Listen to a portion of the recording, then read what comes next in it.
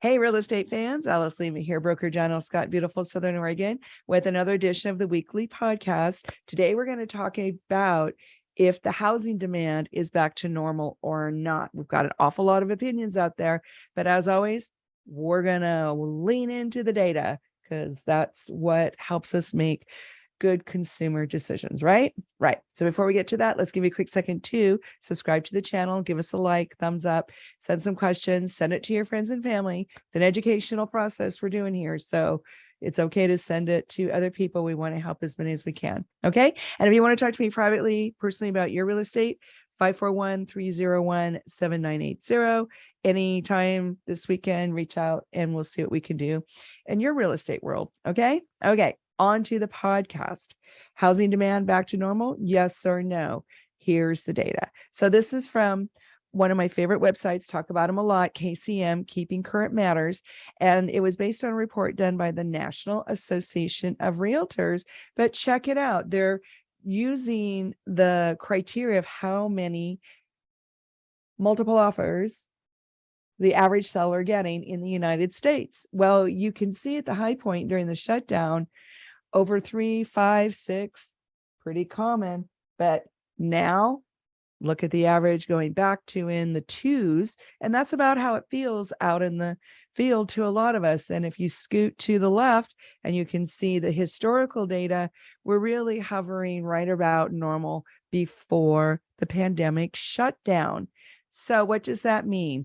That means that the sellers are adjusting their prices because of the interest rates, kind of had to stay in the game.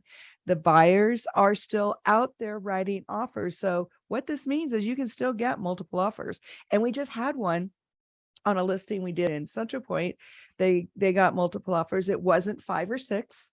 And when it closes, we can talk more about it. But the point is they got some. And it does not happen on every listing now like it did in the high point a year ago, 6 months ago, beginning of the shutdown. That whole time frame, we kind of need to slice it out and look at the normal practice of buyers writing offers, selling houses, listings going online. All that has a normal flow, and we're kind of back into that now. So having said that, let's talk about what's going on here in Southern Oregon, because that's what matters to us. And it's great to know what's going on in the United States, but Southern Oregon has its own market and has its own market elements. But here we are, the end of October, middle of October, headed toward fall and winter. And did you know that already in Jackson County, we have $1.48 billion in residential sales? Let that sink in. Little Jackson County in Southern Oregon already has booked 1.48 billion with a B billion dollars in sales since the first of the year. It's really quite amazing. How about Josephine County? Josephine County, $477 million of residential sales so far in 2022, right? That's almost $500,000 in residential sales so far in 2022. And that's just Josephine County. Klamath County, $302 million in sales of residential properties just since the beginning of the year.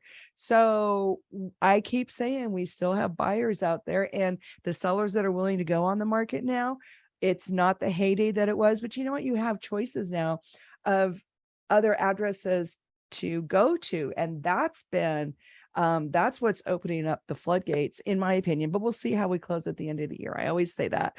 But here we go. It's quite impressive that in Klamath County, we have $300 million in sales since the first of the year. Josephine County has $477 million in sales, residential sales, since the first of the year, and Jackson County has 1.48 billion. So, you know, we're holding our own here in little Southern Oregon. But our days on market are a little bit up. We're still averaging in Jackson County 48 days on market. Josephine County is 53 days on market, and Klamath County is 47. None of those are bona fide buyer market, but you can see we're easing into a little longer, a little more time people are taking. And yeah, so looking at 2 months on the average, that's still considered a seller's market, but we're all feeling the shift happen even as we speak. So just wanted to get that information out there. I am not trying to make it sound better than it is, because I don't do that. Whatever it is, we'll deal with it. But here we go. The numbers are good. And in my opinion, the housing demand is just about back to normal. And it'll take some time for the market to start understanding that, but there you go, it's already happening. So that's a little bit of good news in a sometimes not good news week. Also, just a reminder, in the state of Oregon, the rent control increases are really high for 2023. We're going to start doing a lot of podcasts about that. If you've got people in your family or your friend sphere that are tenants, they want to listen up, because the landlords have a lot of stretch in 2023 to raise rates. I don't know any landlords that are actually going to do it. I don't know if you heard, but it's a 14.5% total allowable rent increase for 2023. Again, don't know any landlords myself that are going to do that, but they have the option, and that is definitely going to put more pressure on the rental market. And it's already kind of a difficult situation out there. So keep that in mind. Have a beautiful weekend. We'll see you next week. Hug the ones you love. Bye.